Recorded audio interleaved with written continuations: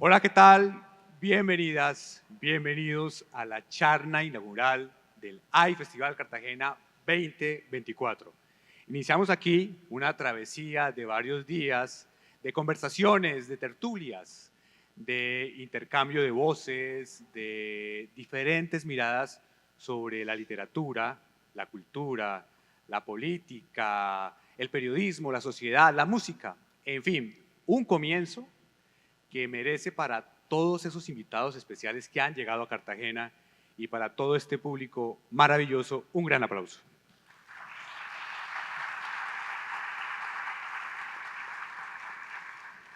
Y precisamente la música será el corazón de esta charla inicial. Alrededor de ella hemos invitado a dos grandes artistas excepcionales, disruptivos, exploradores permanentes del sonido. Pero antes de hablar más de ellos, quiero darle un saludo muy especial a todas las personas que están conectadas en este momento, a esta hora con nosotros en vivo a través de la señal digital del tiempo, y también un saludo muy especial a toda la audiencia del canal de televisión Señal Colombia. Vamos a empezar por hablar de uno de nuestros invitados, maestro de las guitarras rockeras, miembro en los años 70 de la agrupación Rosy Music, un ícono de la producción musical y responsable, cómplice del sonido triunfante de muchos artistas en España y en Latinoamérica. Hijo de madre colombiana, para más señas, barranquillera, y de padre inglés. Por favor, un aplauso al señor Phil Manzanera.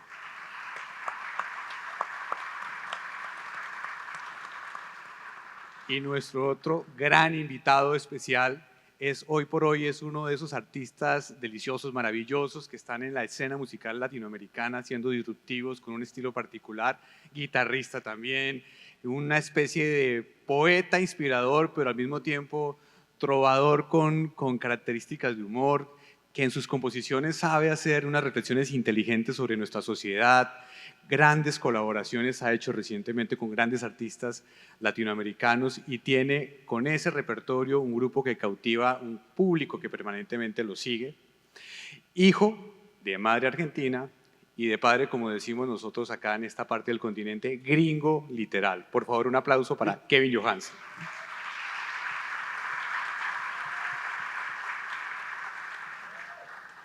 Bueno, Phil y Kevin, vamos a empezar precisamente por esa mención de sus raíces anglosajonas y latinas. En tu caso, ¿qué significó eso? ¿Cómo influyó en tu formación musical, artística, en tus procesos creativos, ese diálogo entre norte y sur que va dentro del alma para ser lo que eres y para construir esa carrera musical? Phil.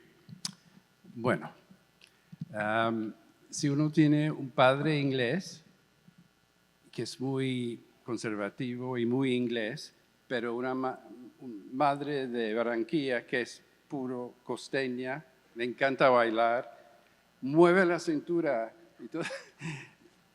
Pasaba todo el tiempo, dice, mira, baila, baila, baila, baila, mueve la cintura.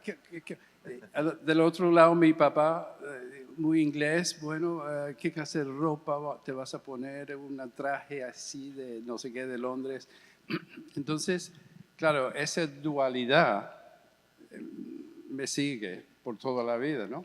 Pero claro, fue ella que me empezó a enseñar cómo tocar la guitarra en La Habana. Fue ella responsable de ese inicio con la banda. Y el caso tuyo, Kevin, Bueno, que tú tienes, claro, tú naciste en Alaska. sí. Naciste en Alaska, ese frío, y luego esa conjunción entre ese polo norte y ese polo sur argentino, Sí, total bipolaridad. Eres un artista bipolar. Sí, bipolar.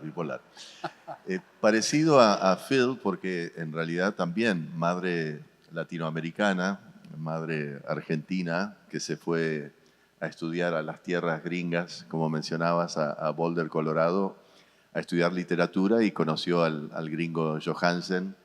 Ahí se enamoraron. Así que también bastante parecido a Phil en el sentido de una madre, una suerte de cumbiera intelectual. Ahí me traiciona el Edipo, porque debo haber conocido la primera cumbiera intelectual en mi madre, que le gustaba bailar también, le gustaba la música latinoamericana. Y el padre, un gringo correcto, demócrata, conservador, nunca fue hippie. Y bueno, en esa cruza está uno, ¿no? Somos bi, ¿no? Somos esas mitades. Y en el caso de mi madre quizás más influencia porque fue quien me crió más, sobre todo en mi adolescencia allá en la Argentina.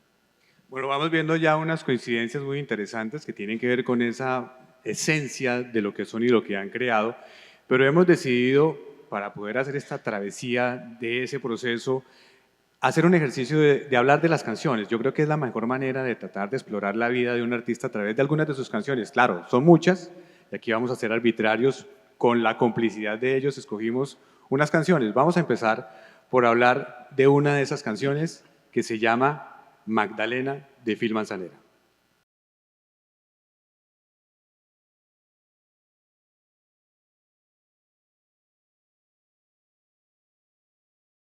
Magdalena, Phil. ¿Por qué Magdalena? ¿Cuál es la historia de la canción Magdalena? Bueno, ok. Para empezar, eso es un instrumental. Cuando uno escribe una canción con letras, es como fácil darle un nombre a la canción, claro. Pero cuando es un instrumental, uno puede escoger lo que le da la gana, ¿no? Entonces, yo escogí para como hacer un tributo a mi madre, su nombre, Magdalena. Y ella vivía en Barranquilla, al lado del río Magdalena, claro, el estado de Magdalena.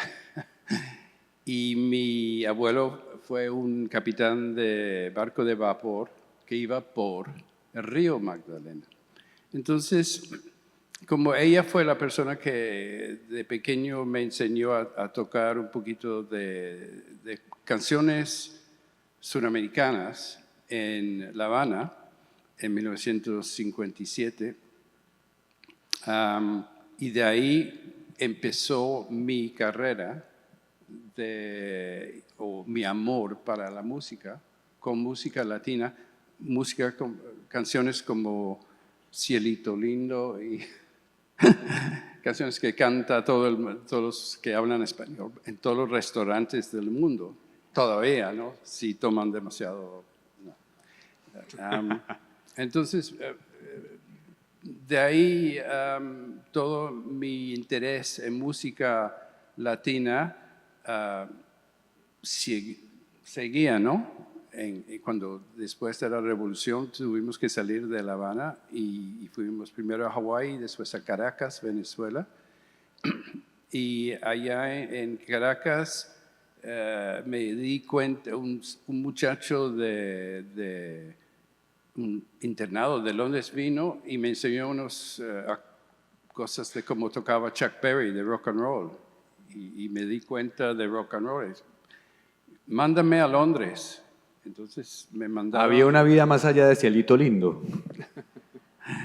A los 9 años yo estaba internado ya en Londres, en 1960, y de ahí adelante, claro, la primera persona que oí tocando el rock de guitarra con cosas latinas fue Santana, claro, Carlos Santana, y en un sentido, en esa canción que acabamos de escuchar, es un homenaje a él también.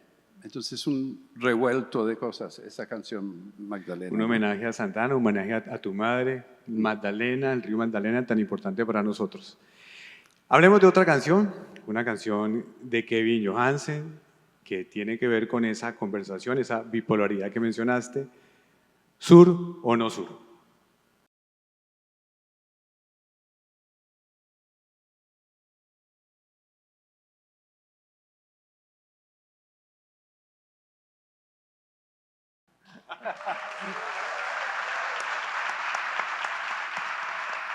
Muy bien.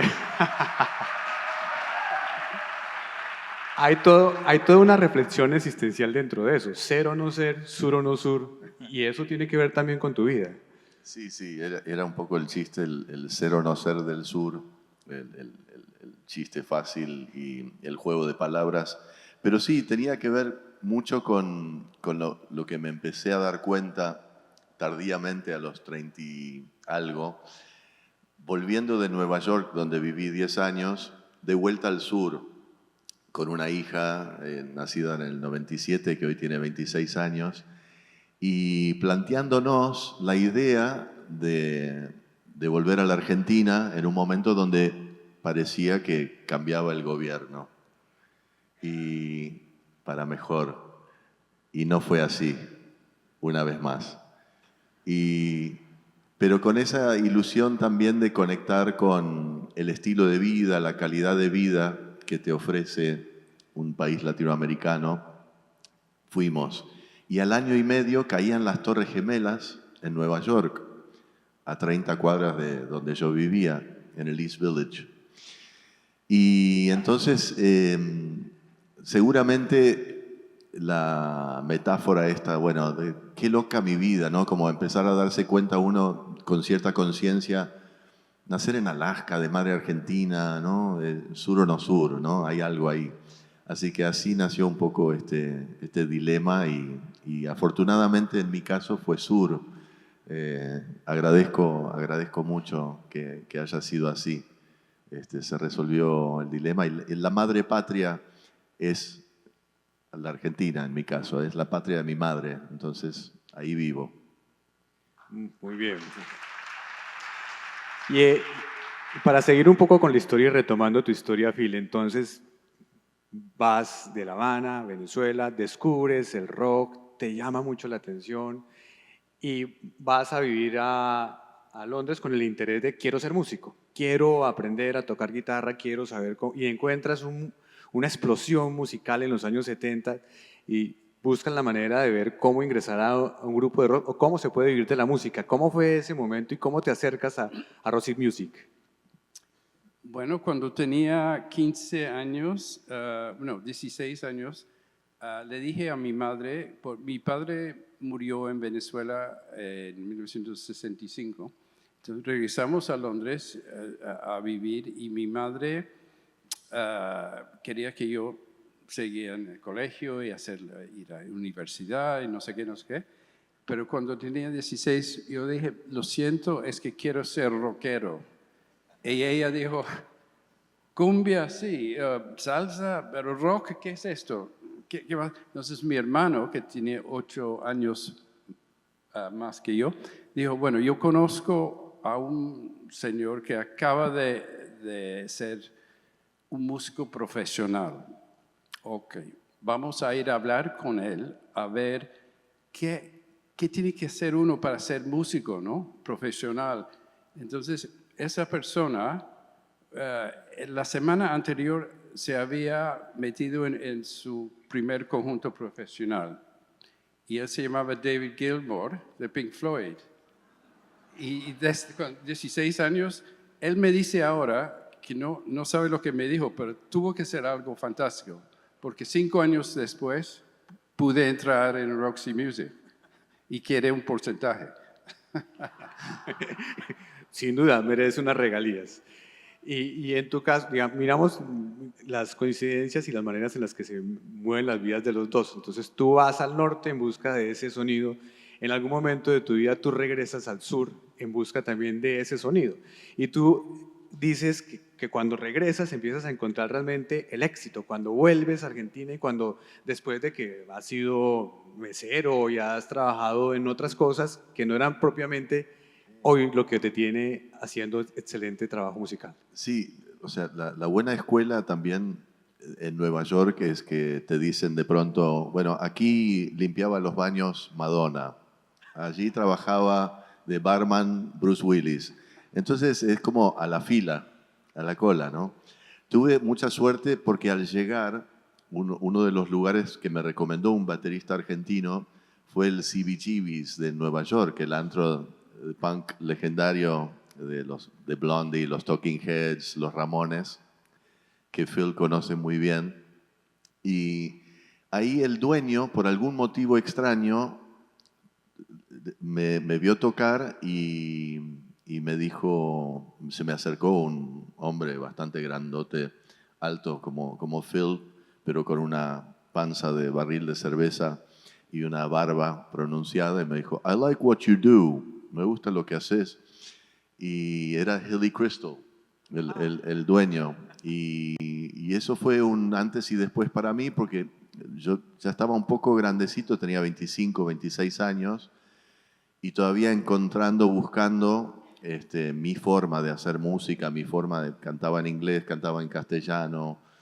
Y entonces me dijo, bueno, aquí tienes para grabar. Todavía se grababa en cinta abierta, en el CBGB's mismo, y al lado él había abierto un lugar que se llamaba CBGB's Gallery, que era más como para cantautores. Y bueno, yo siempre digo, más que artista de culto, yo era oculto, estaba abajo de una piedra escondido, y gracias a Hilly Crystal empezó a salir un poquito ese conocerse a uno mismo. Él me decía, write in English, write in Spanish, escribe en los dos idiomas, no importa, que no tenga sentido, pero escribe, ¿no? Fue muy importante para mí. Y creo que gracias a él salió esa canción sin sentido mía que se llama Guacamole también, que es una canción que siempre la gente la menciona en algún momento, Guacamole, que creo que por la sonoridad.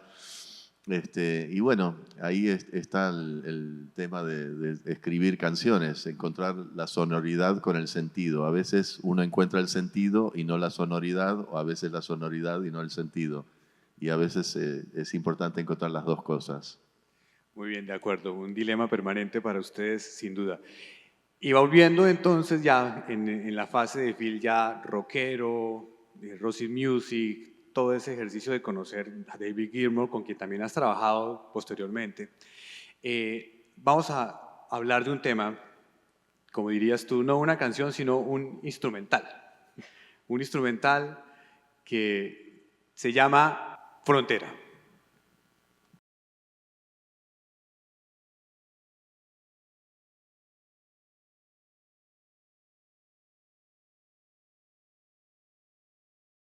Frontera, grabado en vivo en Sevilla. ¿Por qué, Phil? Porque en 1991 hubo un expo en Sevilla y un pre-evento del expo fue una serie de conciertos, 5 noches, que estaba filmado y en directo por televisión por todo el mundo. Yo era el musical director, como director musical, y tenía un presupuesto, como era el lugar donde se dice que se empezó la guitarra. Entonces se llamaba Las Leyendas de Guitarra.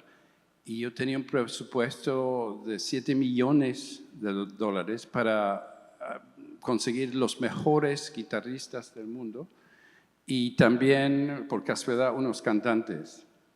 Y los cantantes fueron Bob Dylan. Y no me llamó. Era muy joven en 1991. Pero si lo hacemos el próximo año, número 1, tú vas a estar ahí.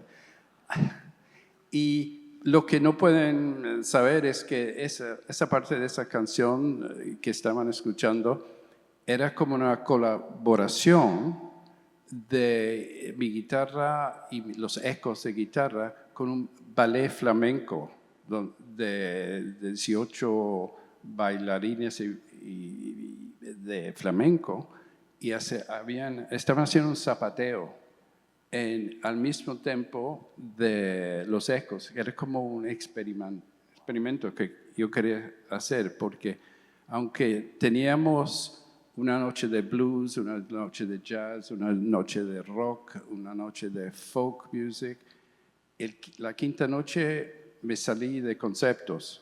Entonces todo lo que no podíamos poner en concepto fue mi noche. Entonces por eso yo decidí tener cosas latinas o de verdad español. Tuve una guitarrista, Vicente Amigo, que era recién empezando, tuve a Miguel Bosé, pero además tuve a Bob Dylan, a Keith Richards. Increíble. Increíble. Pero mira, uno escucha y obviamente solamente esto es una parte de tu creación, porque tú dices, me salgo de conceptos, exploro, metiste en esa canción a bailarines flamencos en escena y hay otro aspecto también de tu creación musical que tal vez es muy poco conocido, pero tú también has trabajado con cumbia colombiana y con cosas que uno diría, Phil Manzanera haciendo cumbieras con algo que se llama corroncho. ¿Qué es eso de corroncho, Phil? La última vez que estuve aquí en Hey, lanzamos el segundo disco de Corroncho aquí en el Basurto Social Club, con Pernet y con Lucho Brieva, que era mi socio. La idea de Corroncho era una cosa divertida para, ¿cómo se dice? Shine a light. Shining Light, la luz. Poner una luz en todos los temas de que se habla aquí en la costa. Y Sí, como poner el foco. el foco, sí. Y como Lucho es de Barranquilla también, hicimos un proyecto, escribimos las palabras, todo en español. En el mismo disco estaba Annie Lennox, estaba una canción de Bob Dylan, estaba Chrissy Hine, y estaba Enrique Bunbury, estaban muchos invitados, y era como se dice, hay un concepto de Damon Albarn que se llama gorillas. Era como los gorillas colombianos, de verdad. Entonces, muy divertido, muy chistoso. Yo creo que Kevin no sabe qué es corroncho. ¿Le podrías explicar desde el lado colombiano? Bueno, ¿Qué- esto es ¿Cómo lo que se me dijo. explicaría corroncho? Yo igual confieso que me pusieron una camiseta que decía corroncho. Así Ay, que no. sí, y ahora me estoy tratando de acordarme del significado. ¿Cómo era? Bueno, esto es lo que me dijo Lucho, que viene de la costa, ¿no? Que es un pescado. Y es un pescado tan feo, cuando los pescadores lo sacan del mar, dicen, no, pescado no, para afuera. Entonces se lo tiran. Y se dice, y me pueden corregir, que esto es lo que los de Bogotá le llaman a los de la costa. Ustedes me dirán, Supongo que es un intento de venganza porque aquí le dicen rolos y cachacos que no saben bailar. exacto. La respuesta. Pero la decisión de utilizar la palabra corroncho es precisamente eso, criticar esa costumbre cultural y burlarse de eso y casi que reivindicar todo lo contrario. Exacto, es que ese proyecto se comenzó porque nosotros, yo y Lucho, que estaba casado a Chrissy Hine, de los Pretenders, le dijimos a ella, ¿por qué no cantas en español?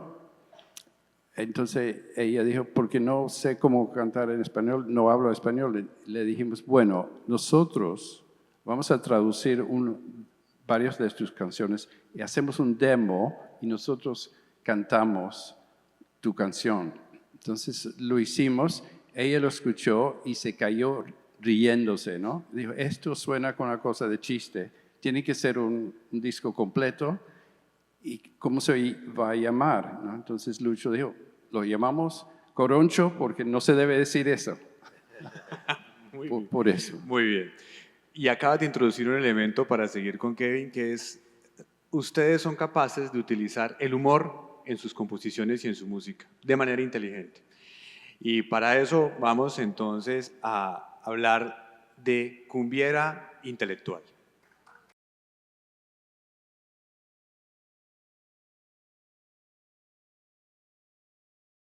Muy bien.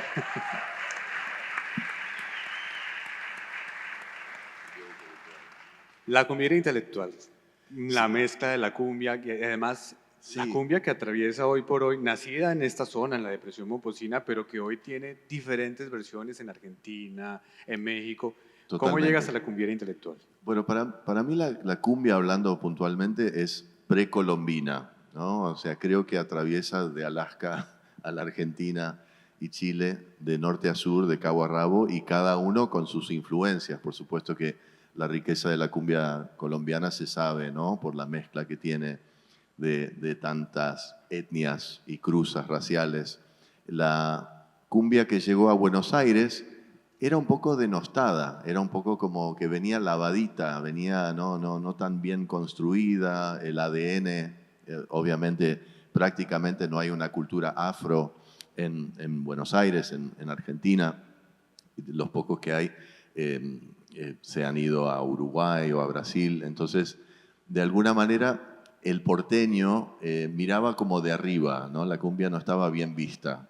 Y cuando vuelvo de Nueva York, en ese momento también, 2001, empiezo a ir a una bailanta, justamente, que se llamaba Metrópolis, en el Palermo, en Plaza Italia, un lugar, y noté que habían estudiantes de filosofía y letras o sociología bailando con, ¿no?, personas más de los bajos fondos, de los barrios, ¿no?, como dicen así, del barrio.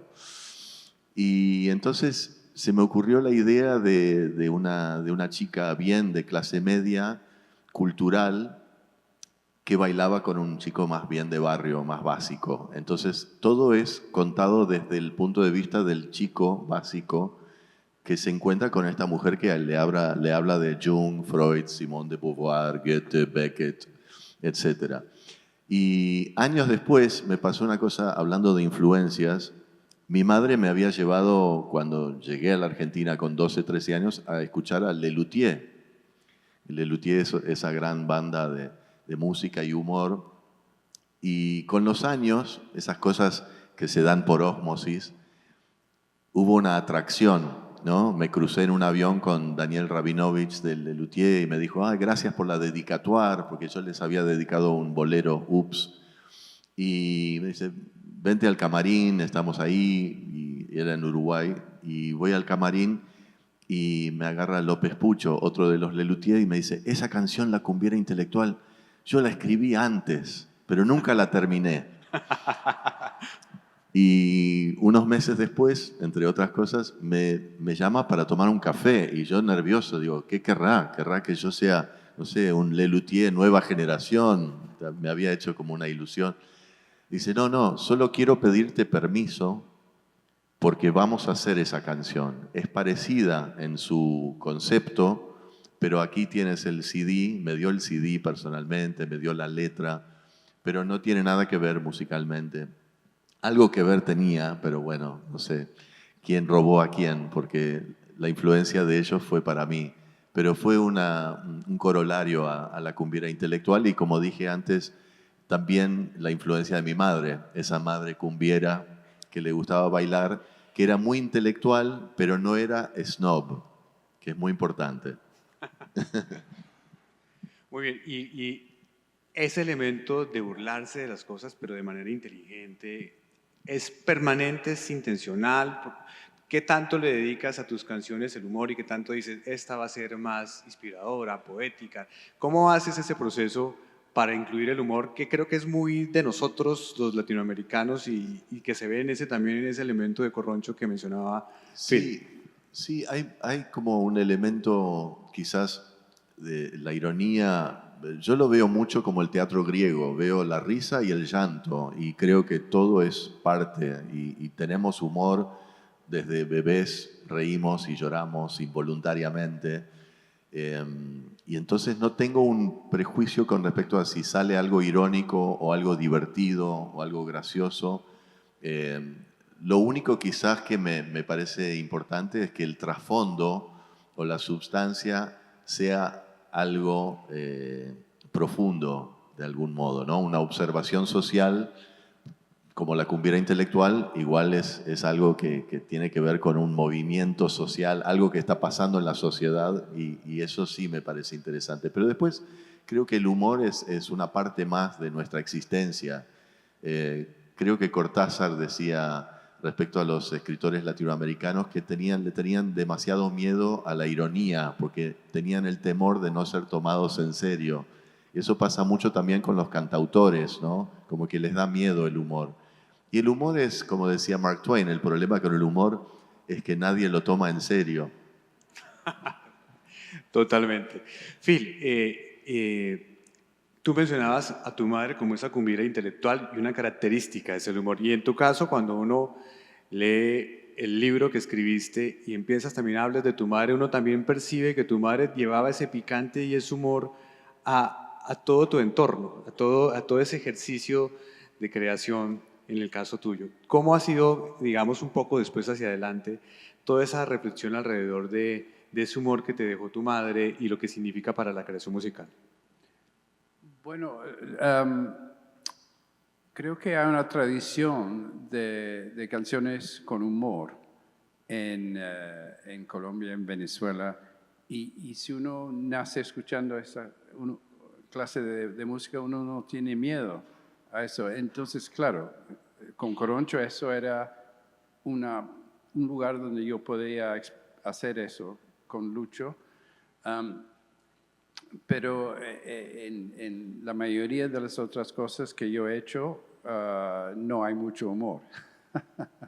Sí.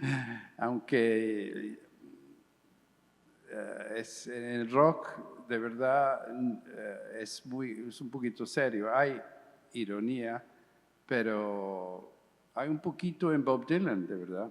Pero el resto de la gente, o en Leonard Cohen, claro, los grandes cantautores como ellos y ahora como Kevin.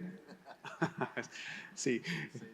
The same box. Yeah. Sí, el humor en tanto para los latinos puede ser nuestra forma de rebeldía. El humor de los rockeros, como tú, gran rockero, es más constatatario, más rebelión, un poquito más serio. Y de verdad no sé, lo que estamos haciendo vamos como un camino sin rumbo. Lo siento. Bueno, y hablando de ese camino sin rumbo, vamos a hablar de un momento en el que tú estás en Madrid, te hacen la invitación a escuchar a unos artistas, conoces unos artistas que después terminas generándoles a ellos el sonido y ellos dicen que tú eres el responsable del sonido que los lanza al éxito. Estamos hablando de Los Héroes del Silencio, una banda de rock muy conocida en toda Hispanoamérica. Te haces muy amigo de Enrique Bunbury y más adelante le compones una canción para él que en este momento, la del camino. Vamos a escuchar la canción de Enrique Bunbury compuesta por Phil Manzanera.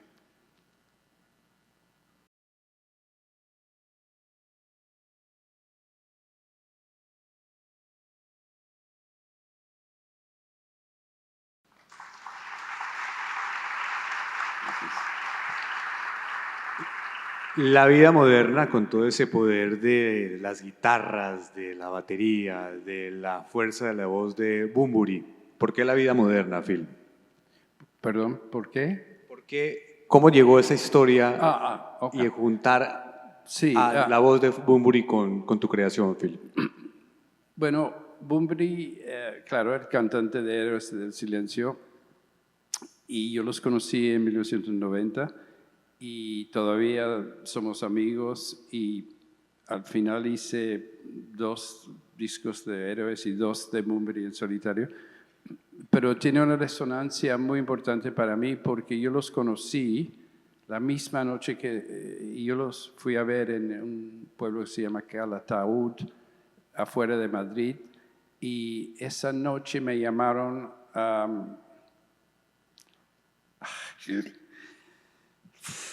Sí, tranquilo. perdón,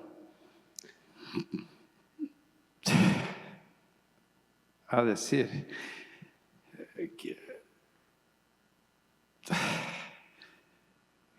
que mi madre se había muerto en Inglaterra. Entonces, fue una cosa muy fuerte. Perdón.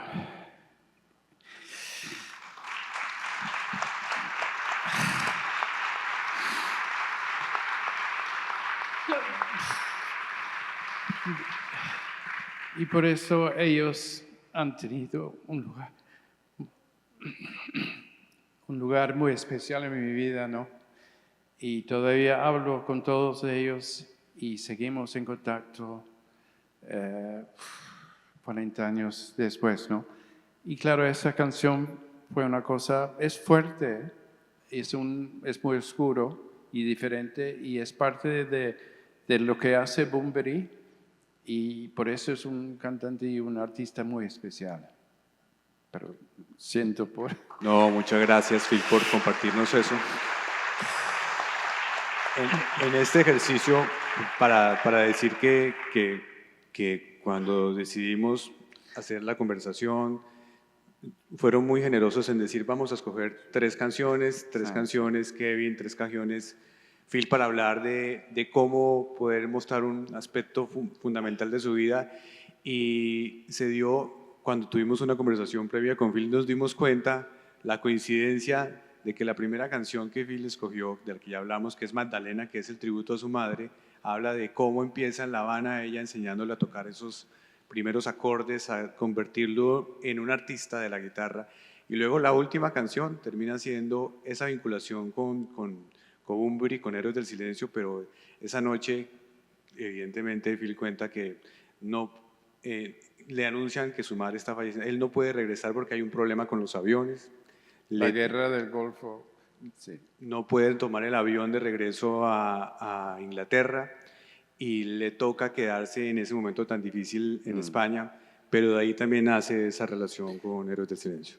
También de ahí empecé a hacer producciones de rock en español y por hacer la cosa de Héroes terminé haciendo el disco de Fito Páez, de Circo Beat, de Terciopelados, Pipa de la Paz, de Paralamas o Suceso, Dos Margaritas, y de Draco Rosa, Robbie Rosa, Vagabundo, y trabajar con esos artistas increíbles de habla español y de rock en español que todavía tienen exitazo. Con seguridad, doña Magdalena estará muy contenta por haber visto eso, así que un aplauso para tu madre.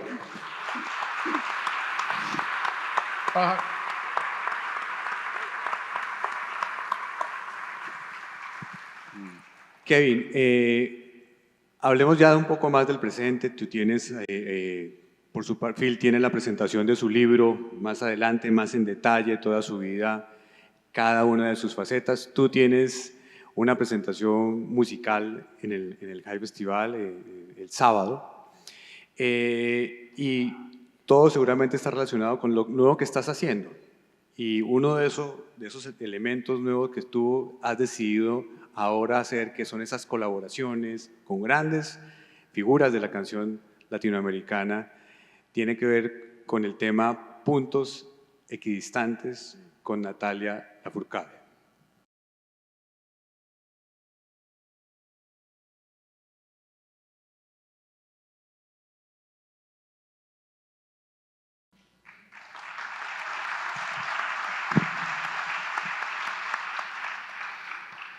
¿De dónde nace Puntos Equidistantes, Kevin? Bueno, Puntos Equidistantes habla un poco de la telepatía, de la necesidad de el escapismo, que es muy humano, ¿no? A veces el escapismo se refiere a irse a cualquier lugar, a encontrarse con la persona ideal, ¿no? Y ese escapismo a veces es artístico y a veces es carnal. Y en esta canción es un poco las dos cosas. Con Natalia nos encontramos hace muchos años en el coletazo, como decimos nosotros, de las últimas limusinas que llegaban de la industria de la música en el 2000, 2001. Ella empezaba con una carrera brillante en ese momento, con una canción justamente llamada En el 2000, y que luego se arrepintió unos años y después volvió a reconciliarse con esa canción, con esa rola, como dicen los mexicanos. Pero nos une una onda, ¿no? Creo que uno se va encontrando con gente, como Phil dice, se encontró mágicamente con Bunbury en un momento así como, ¿no? Como circunstancial de la vida, y uno pega onda con alguien, hay una vibra.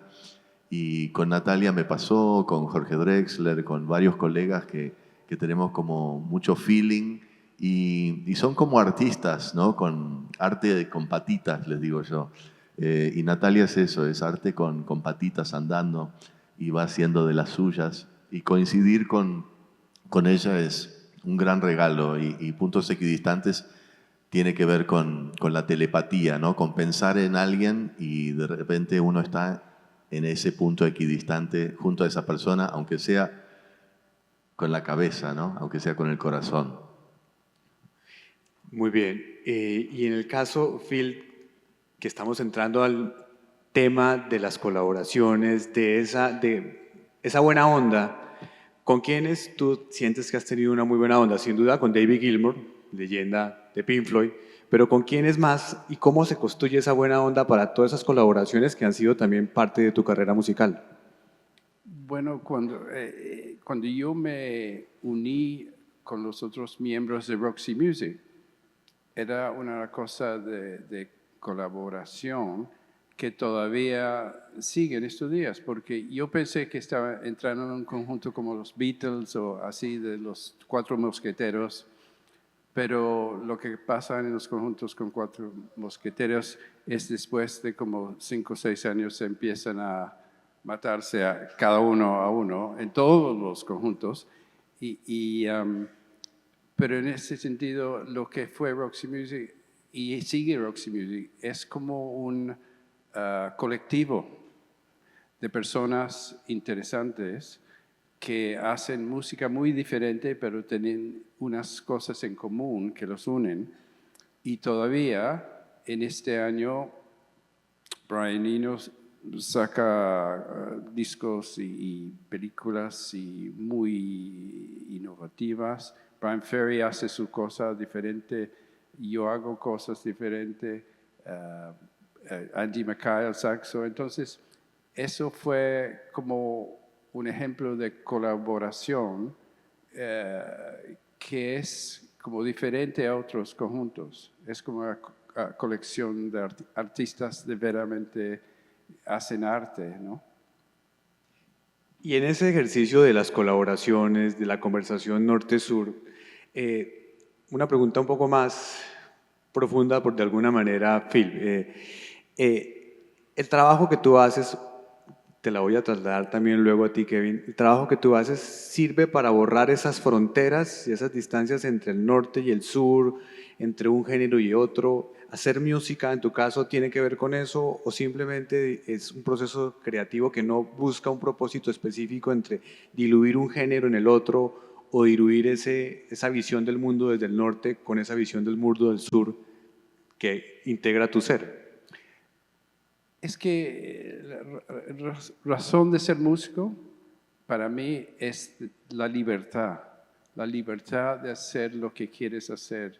Entonces, seguir un rumbo sin destino y conocer a músicos de todo el mundo, a ver cómo podemos hacer un intercambio de culturas.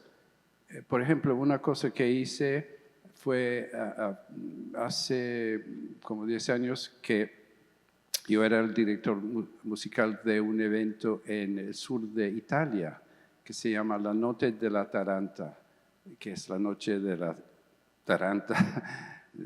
¿Cómo se dice en español? ¿Taranta? Taranta, you know, it's like scorpion.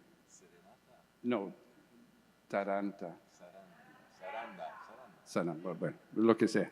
Pero llamé a Andrea Cheveri A Terciopelados. de Terciopelados que se podía venir a cantar. Aplausos para Andrea.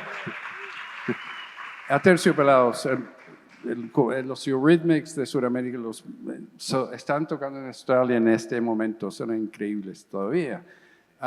Ella vino y cantó, calentó también el lugar, pero cantó en salentino, un dialecto del sur de Italia, y tocaba una forma de un género de música que se llama pizzica, que lleva como 1000 años de desarrollo, ¿no? Y era un festival con 200.000 personas. Y ella, la colombiana ahí, cantando en salentino, y les encantó. Entonces, son cosas así, que son intercambio cultural, son colaboraciones que me hacen feliz. ¿Y tú crees, Kevin, también?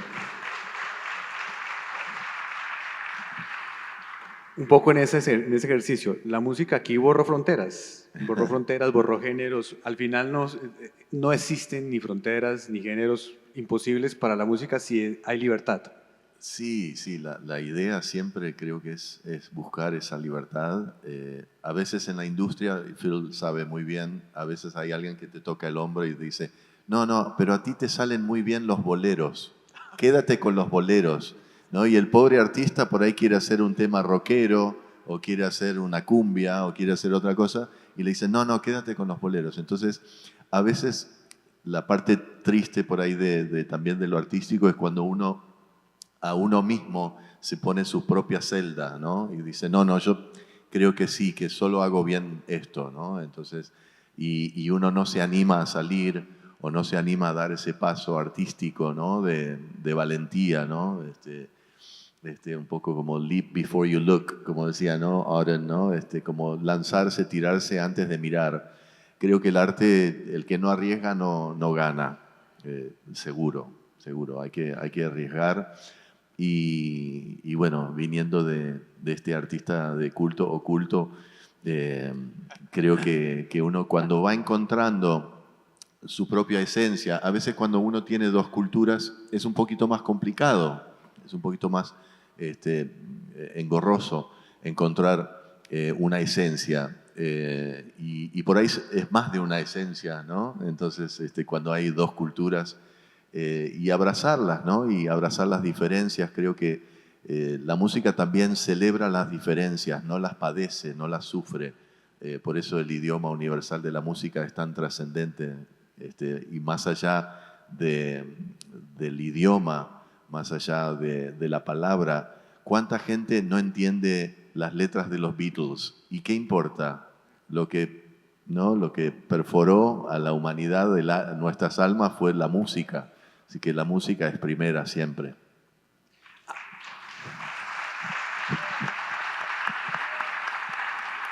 Antes de pasar a una ronda de preguntas del público para que vayan preparando esas preguntas, obviamente recordando que como estamos grabando, esto es en vivo y van a salir en cámara.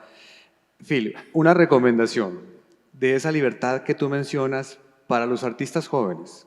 ¿Qué les podría recomendar hoy con la cantidad de retos que hay? Hoy es más difícil que hace muchos años atrás sobrevivir bien de la música porque hay mucho talento, hay muchos artistas, el modelo de la música cambió. ¿Tú qué les recomendarías a esos artistas jóvenes? Yo pienso que no hay que tener miedo de fallar. Hay que experimentar y tratar de ser lo que tú sientas de verdad. Y para tener una carrera uno tiene que hacer la música que es como que verdadera y que tiene una resonancia. Pero claro, hay muchos obstáculos para la gente joven, los músicos jóvenes. Ahora, yo te dije antes que no iba a hablar sobre la industria, que hay que es muy difícil para los músicos jóvenes y tenemos que encontrar una forma que pueden ganar dinero pueden pagar sus arriendos, para ser normal, humanos al mismo tiempo, porque todo el mundo quiere música para todos los eventos, pero no quieren pagar para la música. Y eso tiene una correlación con los músicos jóvenes ahora. Para el futuro, si queremos tener música, necesitamos ayudar a los jóvenes músicos.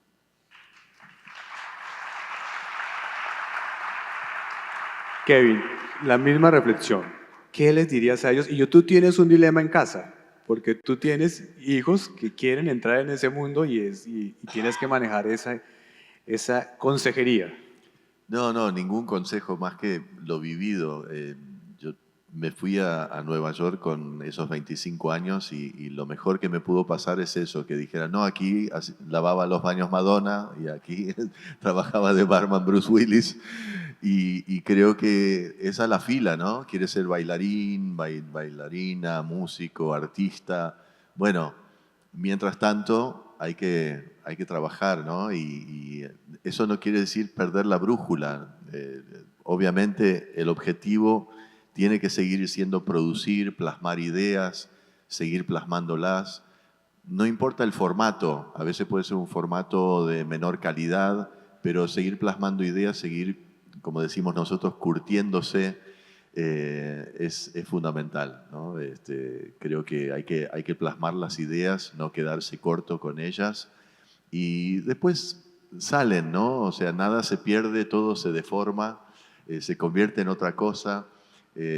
Una canción buena puede volver en la forma de otra canción, mejor producida, mejor hecha. Pero bueno, yo después tengo una pregunta para Phil también, respecto a Pero por la favor. producción. No, que estaba pensando en la tarea del productor musical, ¿no? Y bueno, Phil, sabes bien que hay muchos famosos productores, algunos, ¿no? Como Rick Rubin y como Arthur Lindsay, por ahí un poco menos conocido, pero algunos inclusive dicen, no, yo no sé nada de música, no entiendo nada, no sé escribir, no sé leer música, no sé tocar ningún instrumento. En tu caso, siendo un músico, musicazo, en mi opinión, con mucha historia bajo el brazo, ¿qué opinas de la tarea del productor? ¿Qué es el productor artístico en un estudio de grabación? Bueno, yo vengo de la escuela de George Martin de los Beatles. Y yo como productor pienso en conceptos y qué quiere la resonancia de las palabras. ¿Qué estamos haciendo aquí? ¿Qué estamos tratando? ¿De qué se trata esta canción? ¿Qué es nuestro objetivo? Y el resto de la cosa técnica, sí lo sé que necesita pasar, pero no es lo más importante. Lo más importante es la canción, la melodía, la resonancia, las palabras. Después se puede como pintar una pintura con cualquier colores y yo estoy como ayudando a los artistas a hacer eso. Pero son los artistas que hacen todo el trabajo, de verdad. Pero yo les pregunto las cuestiones que deben pensar. Y es como muy fácil hacer una producción con artistas que tienen mucho talento. Y lo clave es escoger producciones con artistas que son buenísimos, que ellos lo hacen todo, de verdad. Muy bien. Muy bien. Gracias. Bueno, vamos entonces a darle ahora oportunidad al público. Nos ayudan, por favor, con los micrófonos para quien... Allá hay una mano levantada, allá por favor, y acá hay otra. Hola, Jorge Iván Parra, colaborador del Tiempo. A los tres, ante todo, muchísimas gracias por tan encantadora conversación. Para Phil, bueno, es que se me desbarató un poco la pregunta porque cuando empezó a sonar Magdalena, inmediatamente pues se me vino como en sordina Santana. Entonces ya esa pregunta se me desbarató, pero después cuando sonó Frontera, yo dije, aquí hay una fusión de más cosas. Entonces la pregunta es, ¿qué insumos musicales tenía servidos en la mesa o tenía en la cabeza cuando compuso Frontera? Y para Kevin, pues me llamó la atención cuando se refirió al sentido y a la sonoridad, que a veces hay una cosa y la otra no y viceversa, y que todo encaja en la composición cuando concurren sentido y sonoridad, y eso significa poesía. Entonces la pregunta para Kevin, aquí maté dos pájaros de un tiro, es si cuando compone tiene en cuenta ese factor poesía, si siente vocación de poeta en el momento de componer una canción, si eso es importante, qué tanto, qué mucho, y ya, eso era para los dos. Gracias. Muy bien, Phil. Bueno, para mí lo que escucharon de Frontera fue una versión instrumental. Claro, hay una versión con letras en español, pero en esa versión y esa parte de la canción que escucharon, de ahí, si uno empieza a analizar lo que yo estaba haciendo ahí, yo estaba usando, la única forma que yo pensé que yo podría contribuir mis raíces latinas a música de rock o con Roxy Music fue usando una máquina de eco y haciendo un tiempo, creo que se dice eso en español, un tiempo de 6/8, que es el tiempo de cumbia. Al mismo tiempo, los otros estaban tocando en tiempo de 4/4. Entonces, es la combinación de esas dos cosas hace un revuelto interesante para mí. Y yo he hecho eso en muchas de las cosas que yo he hecho.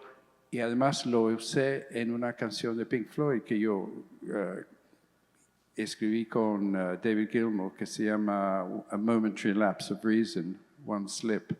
También lo usé en eso. Entonces, por como una manera guerrillero, pude integrar la cosa de cumbia en mi mente, quizás, pero ahí está en eso. Kevin. Bueno, creo que el tema es, desde que Bob Dylan ganó el premio Nobel por escribir canciones, que la canción es un género en sí, ¿no? Es un género literario. Y creo que, dicho esto, personalmente no me siento poeta, aunque algunas letras pueden verse poéticas. No tengo una formación formal como poeta, así que no me siento poeta.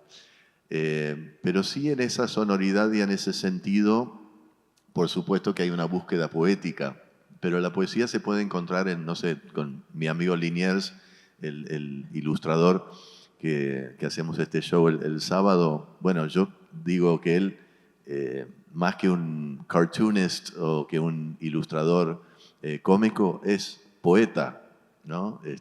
Hay muchos ilustradores y dibujantes que tienen una búsqueda poética.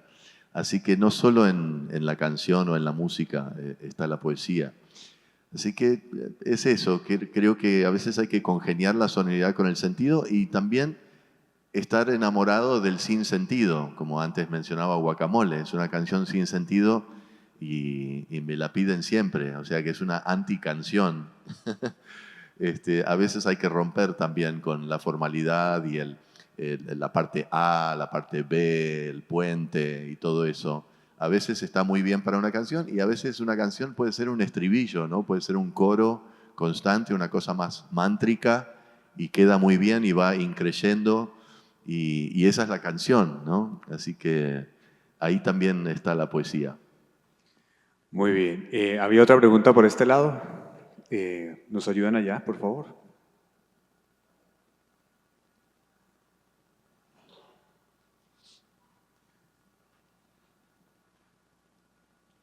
Gracias. Buenas tardes para Phil. Muchas gracias por tu música. He crecido con tu música. Fui adolescente en los años 80. Por supuesto, Roxy Music para mí fue un referente y te agradezco. Es un honor para mí tenerte enfrente, Phil. Y tengo una curiosidad muy simple. ¿Qué piensa un genio como tú, un monstruo como tú, así como existe el fast food, comida rápida, de la fast music, del reggaetón y toda esa música de entrega inmediata? ¿Qué piensas tú? Es curioso para mí. Gracias. Una pregunta política. No, a mí me encanta el groove del reggaetón, pero lo que está encima puede variar mucho, claro. Pero, como dice, the beat, el ritmo del reggaetón me encanta. Sí, es como cualquier otro beat de baile, pero como toda la música de pop y de rock y de todos los países, depende de lo que está encima, si tiene una resonancia, tiene una melodía bonita, tiene palabras buenas, la producción es buena y está hecho con corazón, con resonancia, es completamente válido, sí. Muy bien. Una última pregunta. Acá adelante entonces, por favor, y terminamos con la participación del público.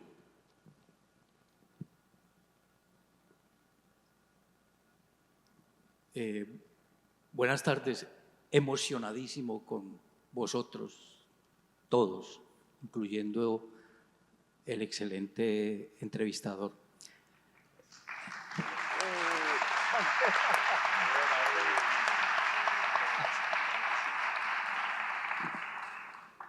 Bueno, estamos en un encuentro de literatura, ¿verdad? Y hay música que, como decía Jorge Luis Borges, la música es una forma, como decía Borges, decía, la música es una forma de la felicidad, ¿no? Algo así. Yo quería recordarles que Flaubert dijo que no hay inspiración, sino transpiración a la hora de trabajar, ¿no? Como artista, ¿no? Los escritores le ponemos mucho rigor al trabajo con la literatura, ¿no? O sea, hay que limar asperezas, hay que reescribir, hay que dejar en salmuera. A mí se me hace, desde que conocí a una amiga saxofonista, que ustedes son unos santos los músicos, porque esa mujer se mantenía pegada a ese saxofón, ¿sí? O sea, trabajando y trabajando y trabajando. Yo quería preguntarles eso, o sea, ¿cómo es el rigor de un músico? Y también quería hacerle la pregunta de rigor, que es, ¿qué autor los fascina de la literatura? Muchas gracias. Phil, contigo, por favor. Bueno, como yo he escrito este libro mío, memoir, me he dado cuenta que no es justo el trabajo que tienen que hacer los autores de verdad, los escritores, comparado a los músicos. Los músicos escriben una canción o escriben una música y se escucha 50,000 veces o 10 veces o lo que sea. Para un autor que escribe un libro, quizás lo leen una vez o 2 veces o 3 veces. Y todo el trabajo que tienen que hacer es muchísimo más que un músico. Entonces, no hay justicia en eso, ¿no?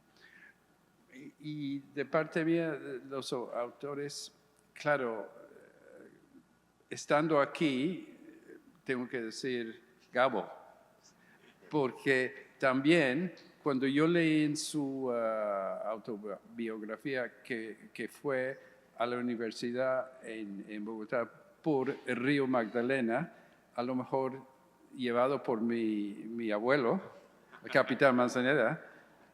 Bueno, ¿qué más puedo decir? Muy bien. Y en tu caso, Kevin. Me olvidé la pregunta, pero sí, hay tantos autores. Yo mencioné a Cortázar como uno, ¿no? Pero también, no sé, creo que el tema de lo que hablabas antes, de juntar el tema de la literatura y lo que cuesta en una canción. Siempre comparo que una canción es tan fácil como los 3 minutos o 4 minutos o 5 que dure, o es tan complicado que directamente es ciencia nuclear, ¿no? Es rocket science, ¿no? Que una canción puede tardar en escribirse 3 minutos o puede tardar 30 años en completarse. Y seguramente Phil es testigo de ese trabajo. Entonces es muy difícil. Después a mi madre le gustaba mucho Doris Lessing, que también fue premio Nobel. Muy bien, antes de despedirlos, vamos a un par de recomendaciones. Los esperamos en el concierto de Kevin el sábado. También afuera, Phil se va a encargar de firmar los libros que pueden conseguir, los libros recientes. Y también un reconocimiento a nuestro patrocinador, a General Motors. Y por supuesto a este público tan excepcional que ha escuchado con mucha atención a estos dos grandes artistas. Por favor, un aplauso. Muchas gracias a todos los que nos han acompañado.